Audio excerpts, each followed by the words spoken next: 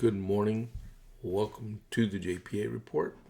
This is James Pierce with the JP8 report, episode 300. Good morning, everyone. This is James Pierce with the JP8 report. Name of it is Security Compromise 101. And if you've been reading the news this morning, today is the 14th of January. You'll know what I mean, but I will get to that in a few minutes. You're probably also wondering, why in the world is James doing a 6 o'clock podcast again? I thought he was away from that. Well, not always, but I have a 11 o'clock VA appointment in Temple, and that's like a 40-minute drive. I don't think I'll be back in time by noon to do the podcast. And every time I try to do it on my mobile device, I run into issues. So I'm here doing it this morning.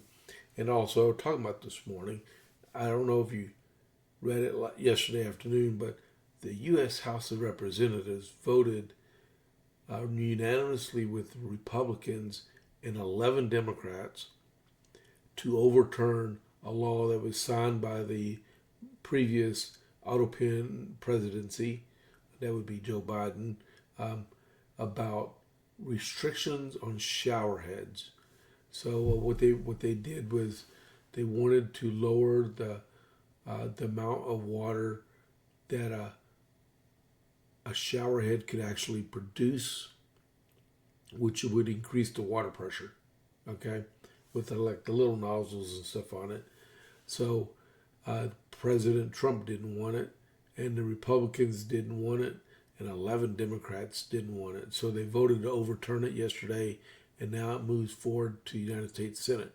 Now they got to find 7 Democrats that will agree with that, and so President Trump can sign it into law. The things you read, that's all I'm saying. The things you read, that really happens. But so welcome to the JP8 report. Like I said earlier, this is episode 300. I started this in January of 2021, right before the Autopin took over.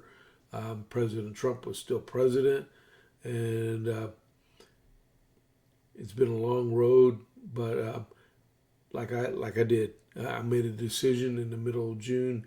I'm going to make this my full-time endeavor, and I've been doing that ever since. I'm trying really hard to make this work.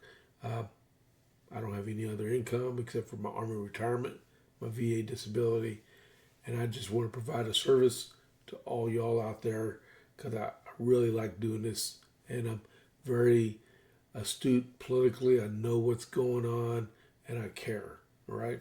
I'm a lifelong Republican, and this is what I do. This is what I do.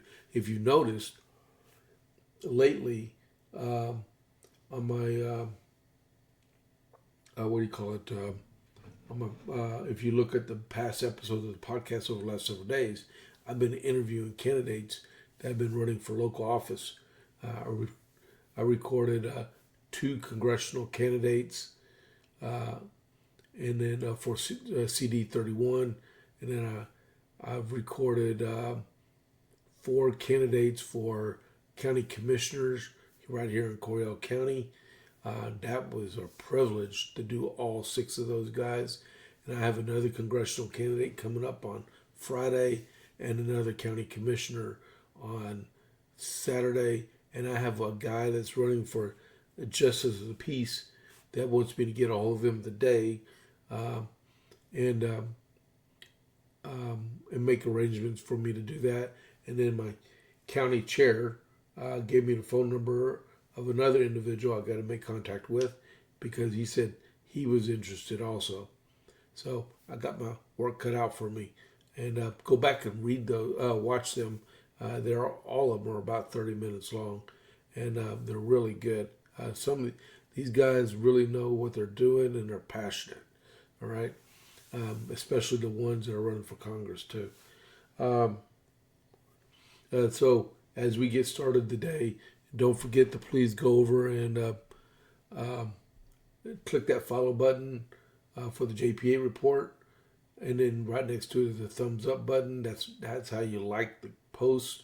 And give us a heart or a like, whether you're watching this on Facebook or you're watching this on X or YouTube. Just give us a good shout out.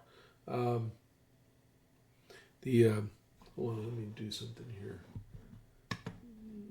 I know I'm not going to do that. Let me refresh real quick. Yep, okay. I refreshed. Okay, I had to refresh on my computer here.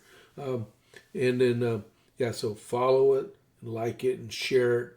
If you want, there's a tip button on Rumble now where it says the JP8 report. There's a little green box, and that's called Rumble Wallet, if you did not know. And it allows you to tip your podcaster. Instead of going through Rumble with a subscription, you can actually compensate podcasters or video producers if they have that capability. All right. But yeah, so welcome to the JP8 report. I got to do my America 250. I'm still planning to do my Rumble Premium this morning at the top of the hour. And then with Common Sense. So if you want to watch me read Common Sense, I got it all ready to go right here. All right. We'll be starting the chapter on thoughts of the present state of the American affairs. All right. And if you have been listening, man, I was tearing up that last one. It was good. It was good. It was all about the monarchy. So I have a letter here from General George Washington to Lieutenant Colonel Joseph Reed on the 14th of January, 1776. And it is a little lengthy, so I'll read it kind of fast if I can. I was reading through it yesterday. It was pretty good. Dear Sir, that's weird. General Washington addressing a lieutenant colonel as a sir. Dear Sir, the bearer presents the opportunity to me of acknowledging the receipt of your favor of the 30th, which never came to my hands until last night, 2 weeks.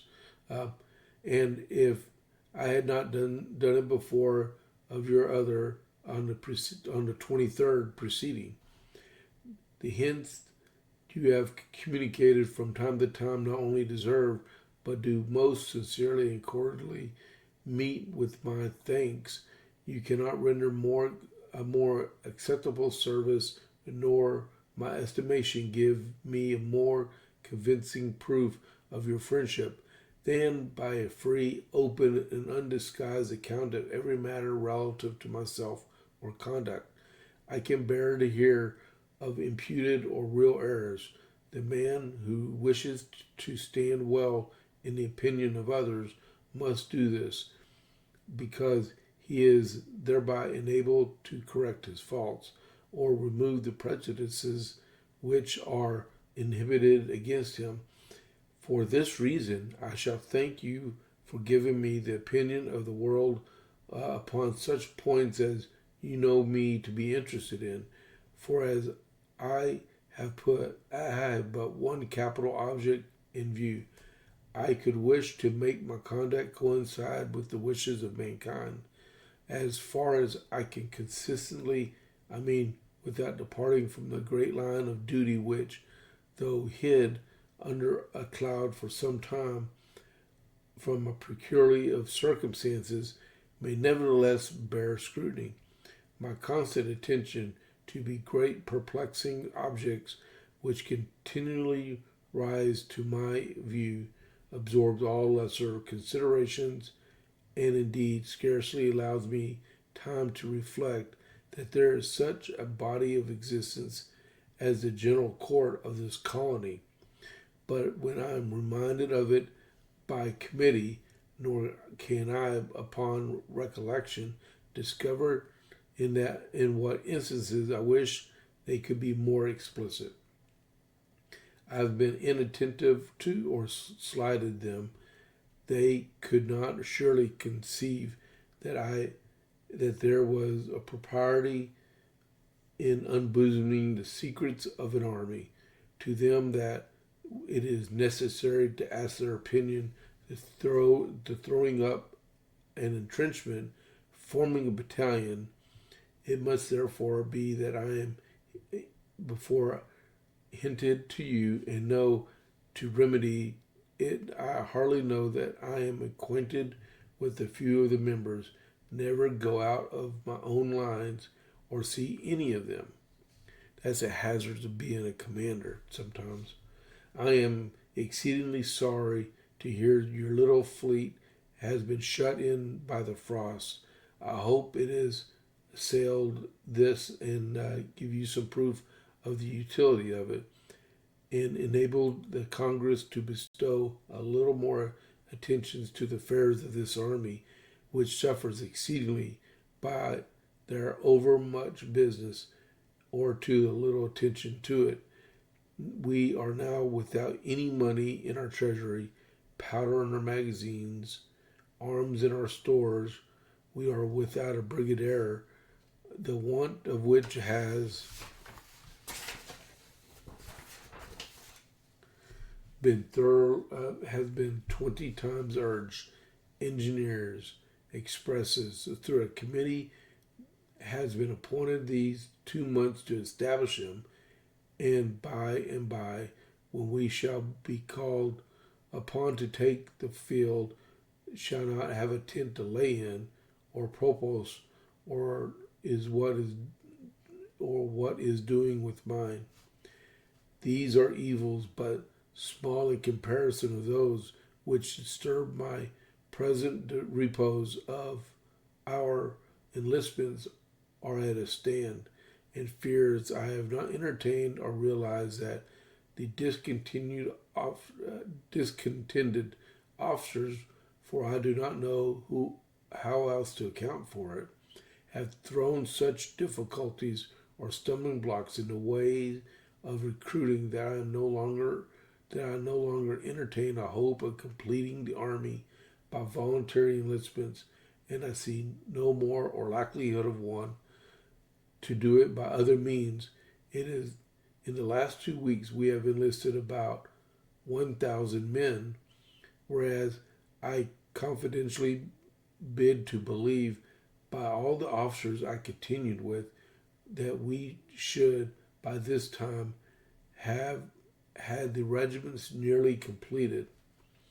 Our total number on paper amount to be about 10,500, but as a large portion of these are returned, not joined. Hold on. I never expected to receive them, as an effectual order has once issued a call them in. Another is now gone forth, prematurely requiring all officers under pain of being cashiered and recruits as been treated as deserters to join their respective regiments by the first day of the month, that I may know my real strength.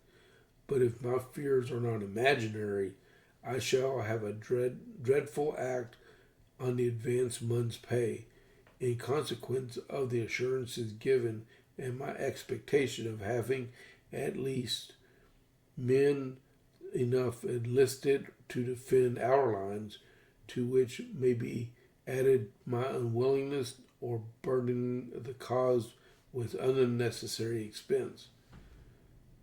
No relief of militia has been ordered in to supply the places of those who are released from their engagement tomorrow, and on whom, though many have promised to continue without the month, there is no security of their stay.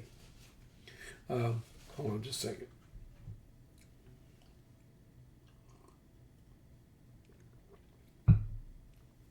All right. Thus I am situated with respect to men, with regards to arms. I am yet Yet worse, before the dissolution of the old army, I issued an order directing 3 judicious men of each brigade to attend, review, and appraise the good arms of every regiment, and finding a very great unwillingness in the men to part with their arms, at the same time not having in my power to pay them for the months of November and December, I threatened severely every soldier who carried away a firelock without leave should never receive pay for those months. Yet so many have been carried off, partly by stealth, but chiefly as condemned, that we have not at this time 100 guns in the stores of all that have been taken in the prize ship from the soldiery, notwithstanding our regiments are not half complete. At the same time, I am told and believe it, that to the restrained enlistment of men with arms, you will get but a few of the former, and still fewer of the latter, which would be good for anything. How to get furnished, I know not. I have applied to this in the neighboring colonies, but with what success, time only can tell. The reflection of my situation and that of this army produces many of an uneasy hour when all around me are wrapped in sleep. Few people know the predicament we are in, so on a thousand accounts, fewer still will believe. In any disaster, if any disaster happens to these lines, from what causes it flows, I have often thought how much happier I would have been if, instead of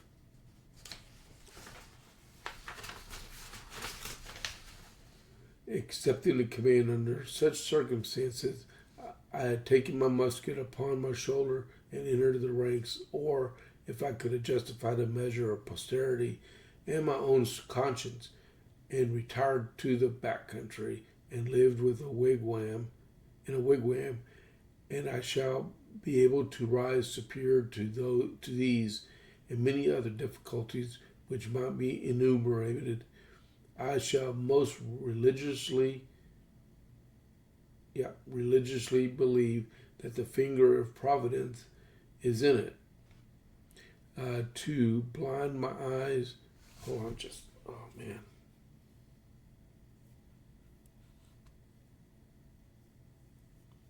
Okay.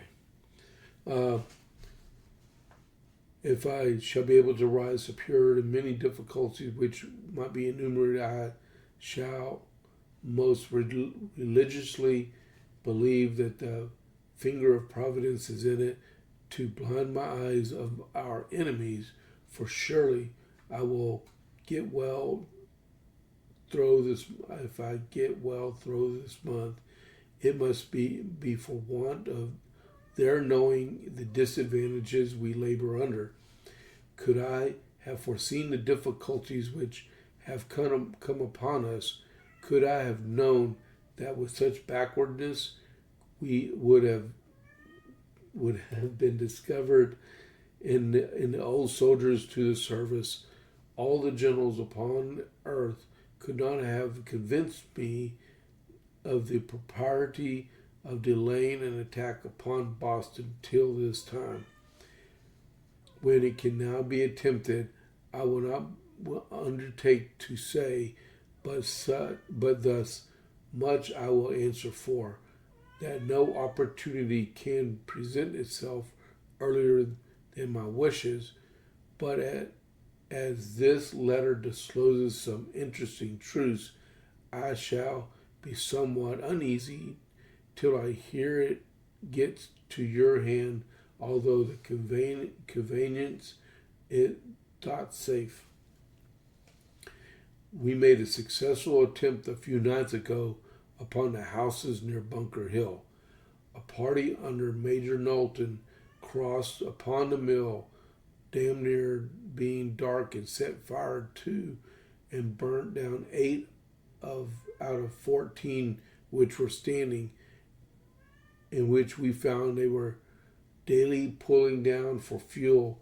5 soldiers and the wife of one of them inhabiting one of the houses were brought as of prisoners. Another soldier was killed, none of ours hurt. Having undoubted information about the embarkation of troops, somewhere from 3 to 500 at Boston, being convinced that they were designed either for New York government, from whence we have some very disagreeable accounts of the account of the Tories, or Virginia. I dispatched General Lee a few days ago in order to secure the city of New York from falling into their hands, as a consequence of such a blow might prove fatal to our interests. He is also to inquire a little into the conduct of Long Islanders and such others as have, by their conduct and declarations, proved themselves inimical to a common cause. To effect these purposes, he is to raise volunteers in Connecticut and call upon the troops of New Jersey, if not contrary to any order of Congress. By a ship just arrived in Portsmouth, New Hampshire, we have London prints to the 2nd of November, containing the addresses of Parliament, which contain little more than a repetition of the speech, and assurances to stand by His Majesty with lives and fortunes. The captains, for there were 3 or 4 of them passengers, say that we have nothing to expect but the most vigorous exhortations of administration, who have a dead majority upon all questions, although the Duke of Grafton and General Conway have joined a minority, also the Bishop of Peterborough. These captains affirm confidentially that the 5 regiments from Ireland cannot any of them have arrived at Halifax, inasmuch as they have, as that a violent storm of the 19th of October, the transports were forced in a distressful condition into Milford Haven. Almost done. And that'd be Wales. We are not in condition to put to sea, and we're not in a condition to be put to sea when they left London, and that the weather has not been such as to prevent a heavy loaded ship from taking a passage by this time. 1 or 2 transports they had were thought to be lost, but they arrived in some considerable time ago at Boston with 3 companies of the 17th Regiment. Mr. Sayre has been committed to the Tower upon the information of a certain lieutenant or adjutant, Richardson, formerly of your city, for treasonable practices, or intention of seizing His Majesty and possessing himself out of the Tower. It is said in the crisis, but is admitted to bail himself £500, or 2 sureties of £250 each. That what are the conjectures of the wise ones with you of the French armament to the West Indies? But previous to this, is there any certainty of such an armament?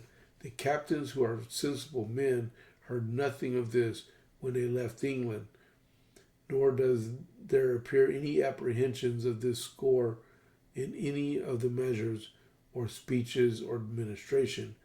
I should think the Congress ought not to adjourn at this important crisis, but is highly necessary when I am at the end of the 2nd sheet of paper, which I should adjourn my account of matters to another letter.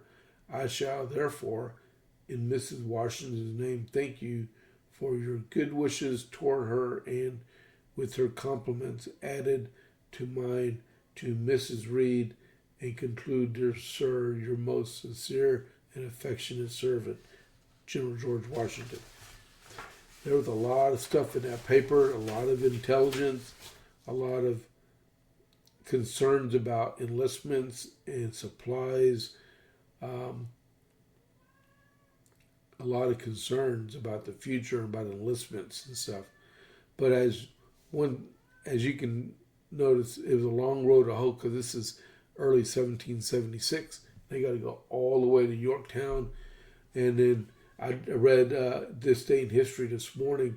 1784, on this day, the ratification of the Treaty of Paris was done by the United States to end the Revolutionary War with Great Britain, and they ratified it 3 months from now in 1784. So this is, I know it's a little long, but it gave a good insight in the mind of General Washington, and to understand the people in the American Revolution time frame, you got to read what they thought, because back then we didn't have telephones and text messages. We had pen and paper, right? Ink that you dabbed in a little bowl, and you hand wrote stuff out. So that was a pretty good letter. It was a little long though. How long did it take me to read that? Well, we're halfway done with this morning already, and I haven't even got to the news. All right, quickly over to the Dalmatian. Don't forget about the Dalmatian Burger Group. They do smash burgers and dogs right here in Copper's Cove, and they all their ingredients are homemade and fresh, including their buns. They're open Tuesday through Saturday in the evening time from 5:30 to 7, unless they sell out, and then Monday through Saturday for lunch from 11 to 2. And they're located on the west side of Copper's Cove, behind bushes. Alrighty. And I almost made it to there yesterday, but I got sidetracked. Let's go on with the JP8 report. I hope everyone's still tuning in. I lost a couple of viewers, but you know what? I still got to do the America 250, because I believe in that. It's only going to happen once in our history. All right, so okay, let's read some breaking news. Secret Service. Okay, so I don't have no graphics. I got one graphic this morning, but it'll come toward the end.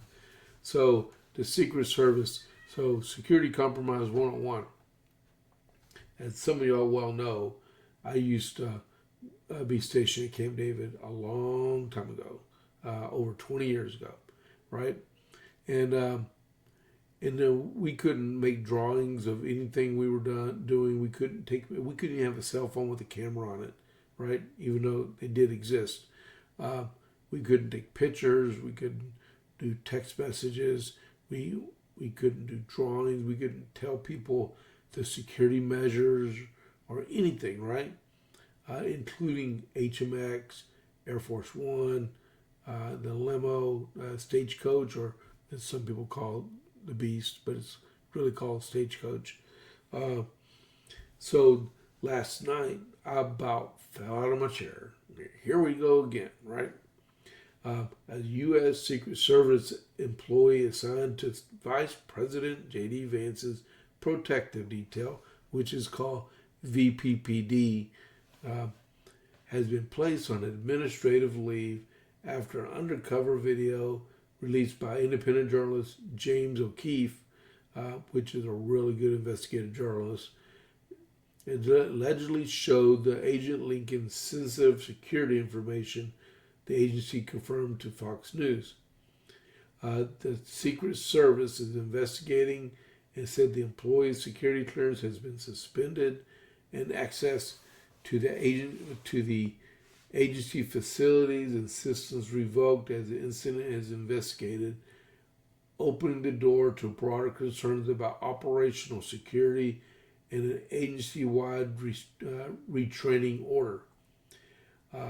Secret Service Deputy Director Matthew Quinn told Fox News in a statement, the U.S. Secret Service has no tolerance for any behavior that could potentially compromise the safety, privacy, and trust of our protectees.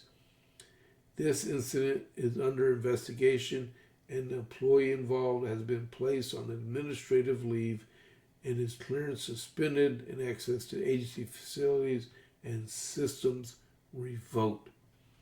The Secret Service has issued an order for all personnel to retake the agency's required anti-espionage training in order to ensure employees are aware of the threats posed by individuals aiming to exploit the agency's employees for information about our protective operations. The U.S. Secret Service has a 160-year-old tradition of discretion that sets the agency apart, and we have no tolerance for employees who fail to meet this standard.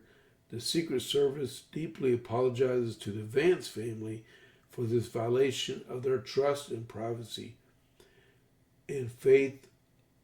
The faith of our protectees placed in the agencies is not something the Secret Service takes lightly, and we are committed to taking necessary actions to ensure that this breach of standards does not occur again. In a post on X from O'Keefe, undercover footage allegedly shows the Secret Service agent he claims is being assigned to Vance's protective detail, in which it was proven so, sharing sensitive information with someone he believed to be a romantic interest. I'm not even going to go forward with that little statement right there.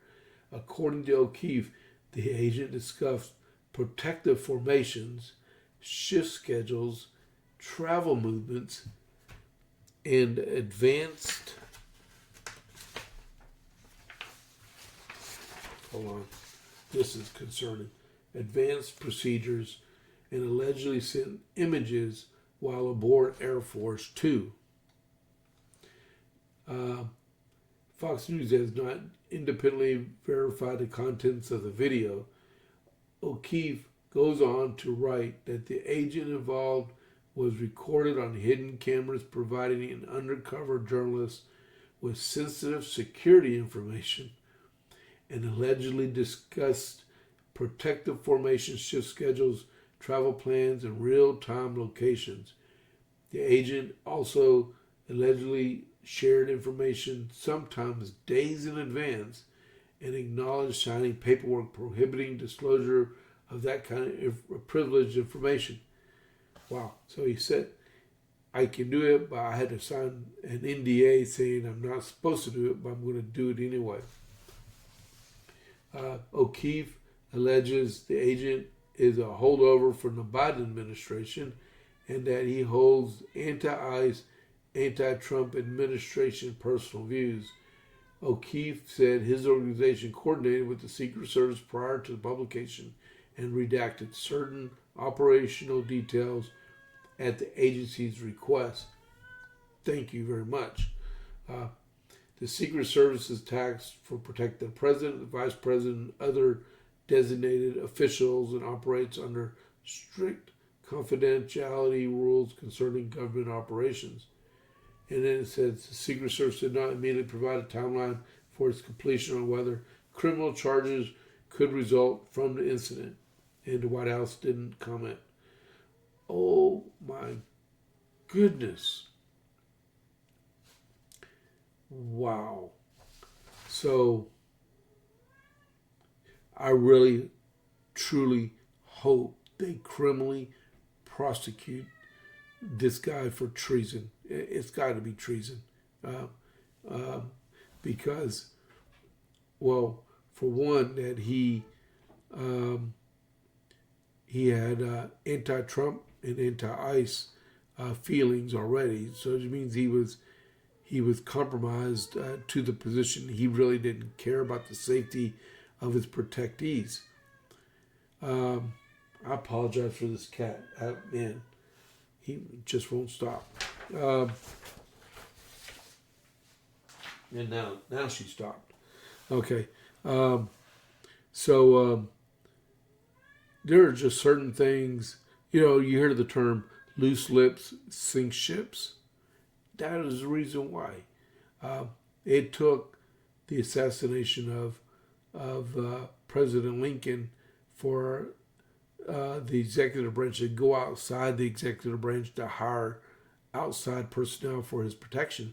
And it was the Pinkertons, and then it transitioned in being called the Secret Service, right? And that's been like that forever. And it took a while for them to develop the reputation they have today. And then they lost one president in 1963. But until then, they've done a pretty good job with a lot of close calls. But when you breach your security the way this guy did for a girl, okay, forgive me, but for a girl with his anti-Trump feelings, and he put everything on the line, which could have tailspin out of nowhere, because it might have been James O'Keefe doing this. But what if it would have been someone that was with ISIS or Hezbollah or Venezuelan or Cuban or Russian or even Chinese that had conned him into giving this information out, and they were just waiting for the chance. Like when you're in a military operation, you're always looking for the boundary of forces so you can split the forces apart and cause maximum damage to that maneuver force, right? This could have been the same avenue. They could have attacked our government through the vice president, and it tailspin to the president and other principals. I am so glad they got this guy. He needs to go to jail. It needs to go to jail for a long time. I'm glad the Secret Service went to the point where they were showing that their concerns for the vice president, because they as an organization was compromised at the same time. All right?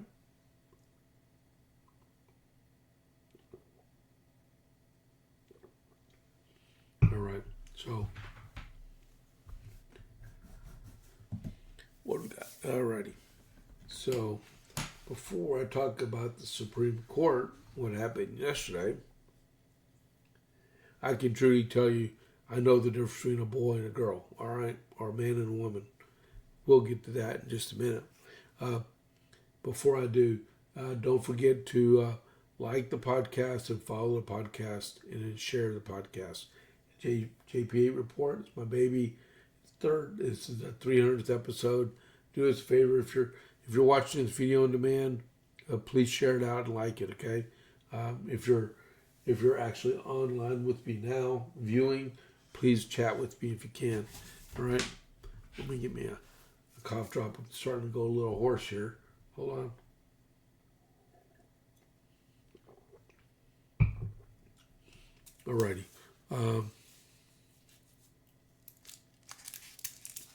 All right. So before I forget, I want to do one thing. I was talking on Monday about our police officer, our first one, and I was at an event last night, and they were saying this is the first one ever killed in the line of duty in Copper's Cove history.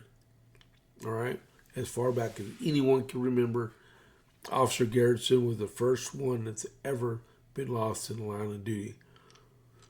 His memorial service, if you're watching, you're from the immediate area around here, or if you want to fly in or whatever and pay your respect, his memorial service is this coming Saturday at 10 a.m. at the Cadence Bank Center in Belton, or what we used to call the Bell County Expo.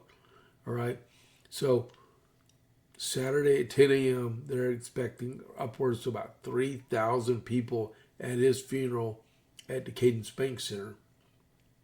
And then later on that evening at 6 p.m., they're having a candlelight vigil in Copper's Cove on the west side at Ogletree Gap Park also. So if you want to pay your respects to Officer Garrettson and his family, because, he was married and he has a 5-year-old daughter. I don't know if he don't set up a GoFundMe for his family. I have no clue. But if you want to pay your respects at his funeral, come to the Cadence Bank Center or the Bell County Expo in Belton. It's off Loop 121. It's got this big, huge silver dome over it, okay? And then that's at 10 a.m. Saturday, all right? So we'll go back to doing the rest of our stuff here. We had a moment of silence last night at our Copper's Cove Conservative Club. That just horrible. It was horrible.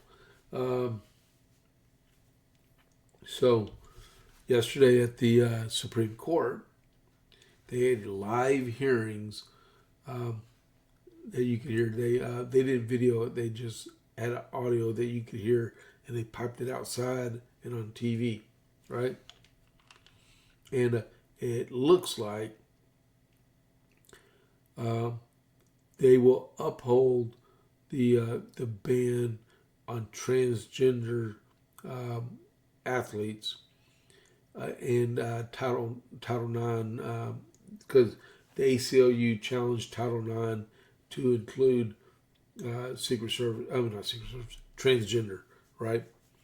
And at one point, Justice Alito was talking to this one lawyer for the ACLU named Catherine Harnett, I think, Catherine Harnett, and was asking her about the differences, if she knew the difference between a boy, girl, or a man and woman. That's what he said. And she couldn't even answer the thing. I don't know what gets in the minds of people that there's only one male and one female. There's no other at all. And they couldn't even answer that. And like I was saying yesterday, the physiological differences between a male and female is tremendous. And all you need is a heartbroken boy and say, well, I didn't get the trophy. I tried so hard. I finished 25th place. You know what? I can compete with the girls and get first place. And that's what a lot of them are doing. All right? So, if you do not know, right? If you do not know, I got to take my glasses off. Hold on. Hopefully that works. If you do not know, there's a website out there for the Supreme Court. It's called SCOTUS blog. It's at www.scotusblog.com. Matter of fact, I'm gonna put it in the comment section. Give me a second here. Comments. Add a comment. www.scotusblog.com. These people run live. They do live. Blogging when the Supreme Court is in session. So as they're doing arguments and stuff, they run a live blog, and it's really cool. I mean, you got to look at that thing. But they also do a regular website, and they did an analysis on the arguments yesterday. And this update came back out at 7:45 last night, right? But if you get a chance, go check them out, because it's really, really good. Let me go back to the live chat. All right. So the Supreme Court on Tuesday seemed likely to uphold laws that prohibit transgender women and girls from competing on women and girls school sports teams in nearly 3.5 hours. They normally only give you like 60 minutes to do your arguments. After nearly 3.5 hours of arguments, and in a pair of cases from Idaho and West Virginia, a majority of the justices appear to agree the states that... Okay, let me read that again. A majority of justices appeared to agree with the states that the laws can remain in place even if it is not clear how broadly their ruling might sweep. Okay, so let me read the next paragraph. The court's three Democratic appointees appeared to recognize that the challengers face an uphill battle. They seem to devote much of their efforts to mitigating their losses, either by getting one case thrown out or by limiting the court's decision to a narrow one. This is what I was hearing last night and first thing this morning for the people that were up, was that they're expecting a 6-3 decision, right? A 6-3 decision or a 5-4 decision. If it's a 5-4 decision, they're expecting it to go the way of only in the 27 states that are participant in the lawsuit with Idaho and West Virginia, that it'll apply there and not apply to the other states, which if you look at the map, almost all the states, those other states, those 23 states, I think it is, or 17, well, the states that aren't part of this challenge, it don't apply in their states. So they're looking at a 6-3. I would love to see a 7-2, but I'm not betting the house on that one. But it's probably going to be a 6-3 in unanimous across the country.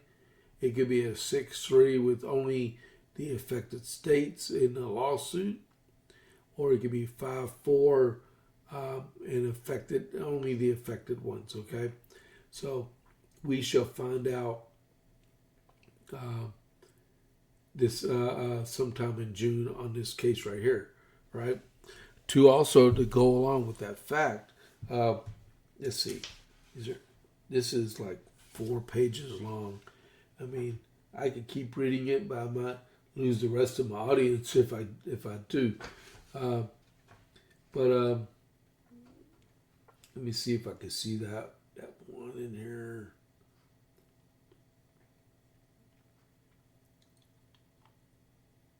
Nope.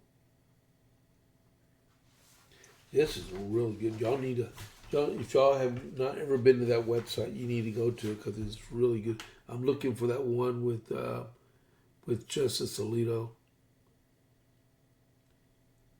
I don't see that in there, or I could have missed it because it's like 6:49 in the morning.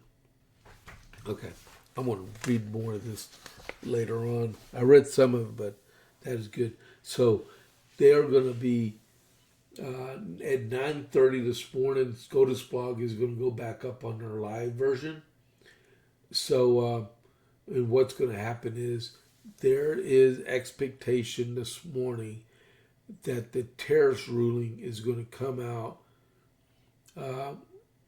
So that's the one that I think some states or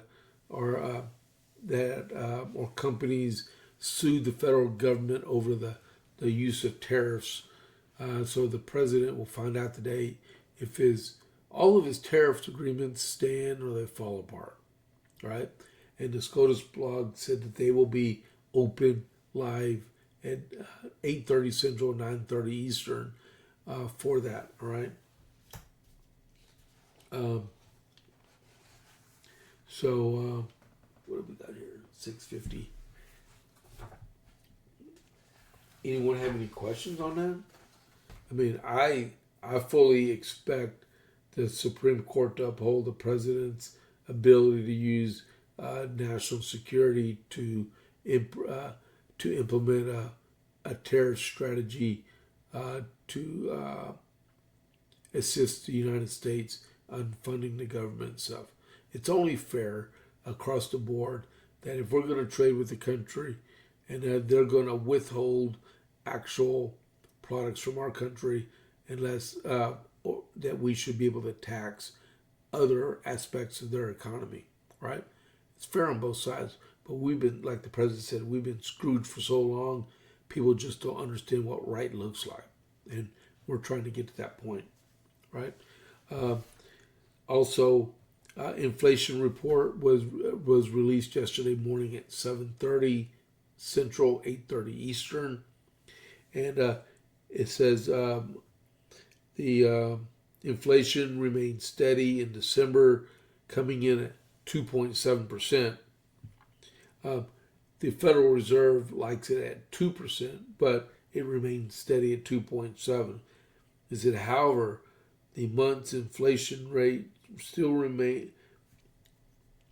However, the month's inflation numbers still managed to beat expectations, remaining unchanged from the month of November and holding steady from inflation rates a year earlier.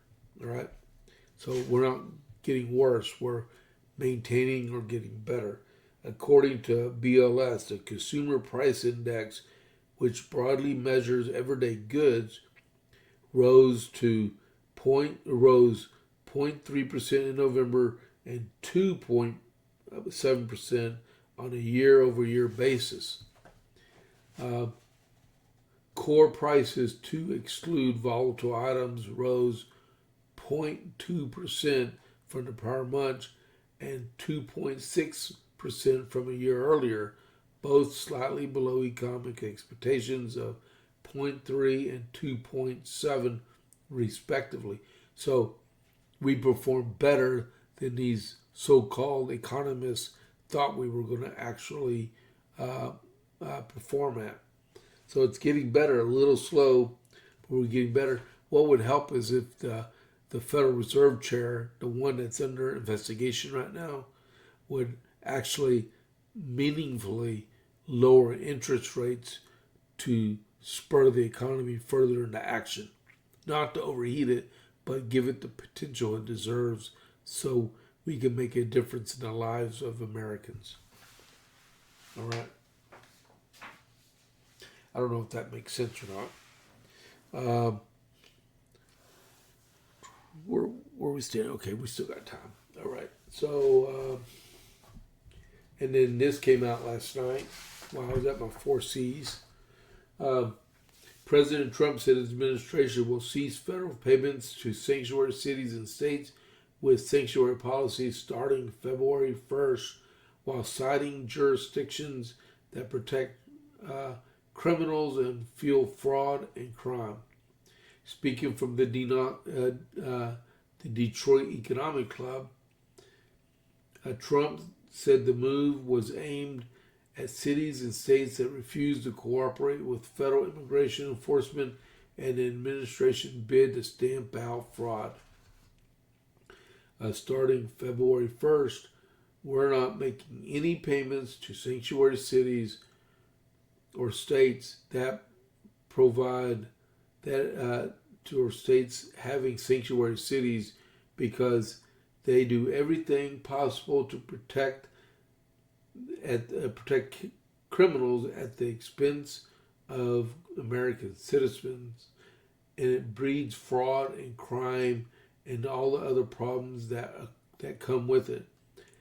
So we're not making any payments to anybody that supports sanctuary, he added.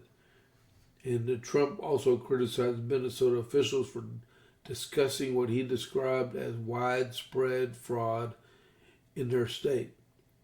And we have also suspended payments tied to suspected scammers in Minnesota, all of which there are many.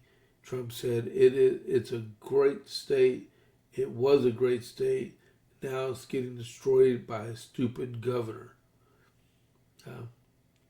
And Trump went on Trump went on to accuse Governor Tim Walz of corruption and said the level of fraud could not have gone unnoticed by state leadership. All right. And then you're talking about him speaking about Tim Walz. Senator Kevin Cramer from South Dakota or North Dakota, one of the two Dakotas, actually urged, oh, no, that's the wrong one. I think Tom Emmer is asking him to resign. Ken Cramer was asking Jerome Powell to resign from the Fed because of his actions with the Fed. I meant to say that earlier when I was talking about the Federal Reserve with the interest, with the CPI and stuff. I apologize for making that mistake. But there are increasing calls for Governor Walz to actually resign from office for everything that's happening in that state with all the Medicare and the EBT fraud that's going on, right? Hold on, let's see. We got that one. I lost track. Okay, we got inflation I just talked about. We talked about federal payments, and we talked about Walz. We talked about Senator Ken Cramer is urging Jerome Powell to resign from the Fed, which would be a great thing. Republican Representative Neil Dunn from Florida announced yesterday that he's actually going to not resign, but he's going to retire from Congress next January when his term is complete. That will give him 10 years as a sitting congressman. That is good. He didn't quit. Not like a certain Marjorie Taylor Greene, just quit at her 5-year mark so she can walk away with a paycheck. At least he served 10 years. And I'm a term limits person, so I do actually believe Congress people should serve only 3 or 4 terms, 6 or 8 years.